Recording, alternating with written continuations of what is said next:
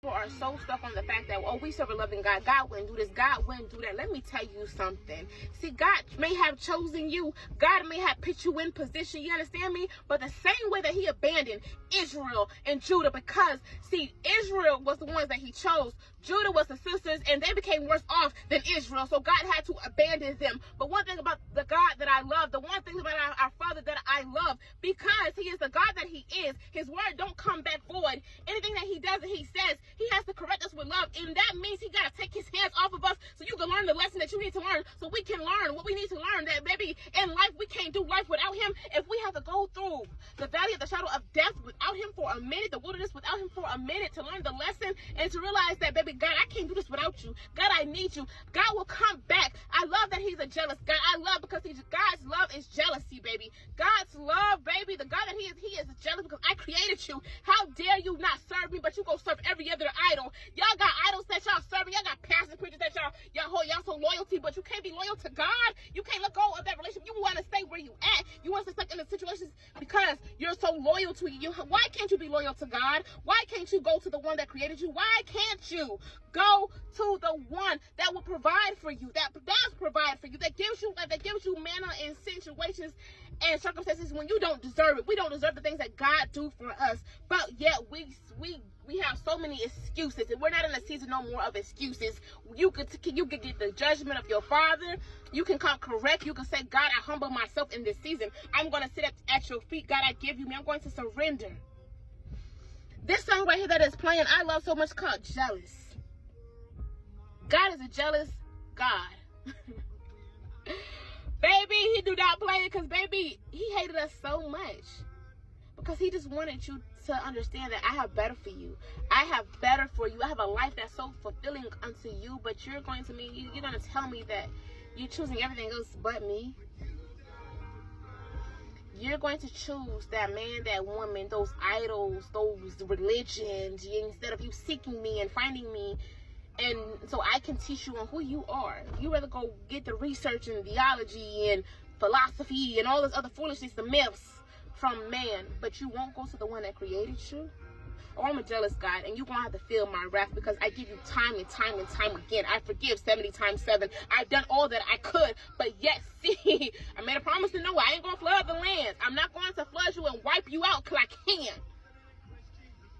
Our sin be so deep that we don't even understand the things that we be causing destruction in the path that we be really going down, but yet God's grace and God's mercy.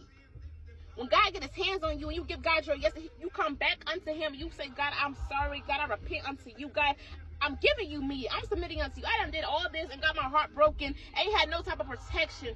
But God, you a God that always been there, that never left or never forsaken me. You stood by my side, but see, we leave you. We leave you. So when we leave you, we gotta accept those consequences. Those consequences means you have to abandon us for a while. I chose you. See, some people are getting so big-headed because you think that you're chosen, right? Oh, God chose me. God chose me. Don't underestimate God. Don't underestimate God, because one thing about it, God may have chosen you, but God can take everything away. What God gives, God takes away. You want to use your gifts wrong for fortune telling and for psychic, and you want to give these false prophecies to my children. Guess what, baby? Judgment's coming upon you. I'm going to leave you, and people are going to see who you really are. I'm going to allow people to see who you really are, to show you that there's no protection on these people. There's no covering for these people. You need to make a decision in this season. You gonna serve God? You gonna go through the endurance? You gonna go through the fire? You gonna do the persecution? Or are you gonna stay the same? Because we serve a jealous God. We do things when we're of the world, but yet I love God because God, he doesn't hold anything against us like man do. I'm glad he's a jealous God because, baby, you can learn some lessons with God. It's gonna help you grow. You're gonna stay stuck. It's gonna overtake you because you like where you at. And you allowing the things of the world instead of you becoming and seeing yourself out of the lens of our Father. I'm not staying stuck for nobody. You better not stay stuck for nobody in this season. Because the one thing that I love about God, even though we went through our own mistakes, our own trials, and our own destruction, and we stayed in sin and we was comfortable in it, but yet when you come out, how God will embrace you with his love, his grace, his mercy, his unfailing love, his unconditional love, that no matter what we do, how far we go, He will pick us up when we stumble. He will pick us up by our right hand and say, come here, my child. Come here, my son, my daughters. I love you. I'm clothing you in a robe and a ring. I'm calling you by your name. I was headed down destruction. We were headed down destruction. But yet, God, I got another path for you. I chose you. But don't get too big-headed to where you think that you can do this on your own. Don't get too big-headed to where you think that gift that I gave you, you can mislead people and not think that it comes with consequences.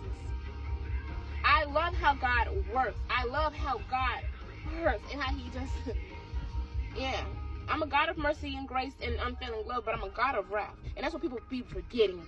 So when people see the wrath side of people, that you forget, oh, God wouldn't do that, God wouldn't act like that. Baby, you keep pushing buttons, baby. You going to see everything that I am of my Father. But, baby, we're going to do it with love. You understand me?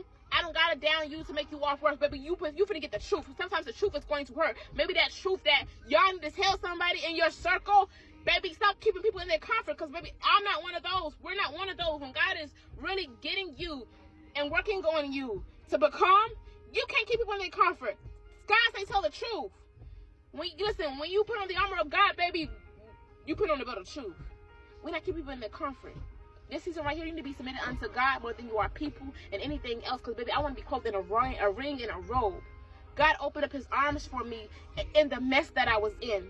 That's why it's so beautiful about a masterpiece. We gonna create a bunch of messes, and that masterpiece, baby, is gonna look messy. But, baby, God still chose us. God's still going to use us the same way he abandoned Israel and Judah, but yet he restored them back to life. He brought them back to life because yet I love you. You came back to me. You're coming back to me. I need you to get out of every situation that you're in and go back to your Father, because he is going to do it for you. He is going to renew your mind, renew you, put you in new wineskin, take all that old wineskin off of you to show you, like, yeah, you try to do it in your own way, and guess what? It ain't work. You're going to reap those consequences in Deuteronomy 28. We all are. And I feel like that's the consequences. What we be feeling in the wilderness when we're unlearning some things. Yeah, what we reap is what we got to sow. Even in our brokenness, we got to pay back. It's going to come back in our lives at some point. But I need you to understand in this season that you need to be at the feet of your Father. You need to know that God is a jealous God. And that God, listen, if you stay where you at, you like where you at, there's consequences that coming. But, baby, one thing about God, God is going to restore you back to life. Yes, I'm going to abandon you in this season because you need to learn your lesson. But I will come back in your life when you start choosing me. You can't be in sin. Sin separates you from God. Sin separates you from God. So how do you expect God to be there for you? How do you expect to have the blessings and the covering and the protection as in Psalms 91? Sin separates you. The devil can keep robbing and stealing things from you, keeping you in the lens of yourself and the trauma and the pain. How can you grow? How can you see God? You're going to keep denying God. And when God put people in your life, like it says in Samuel, they're not rejecting the people that God is sending. They're rejecting God because, see, of where they're at.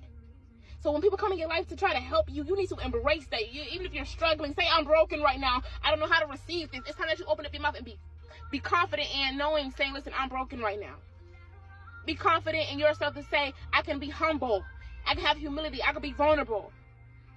I'm broken. 99. Because we're not letting no rocks cry out for us, not in this season. Don't allow anything to keep you bound. Don't allow anything to keep you stuck where you at. Because God is going to do it for you.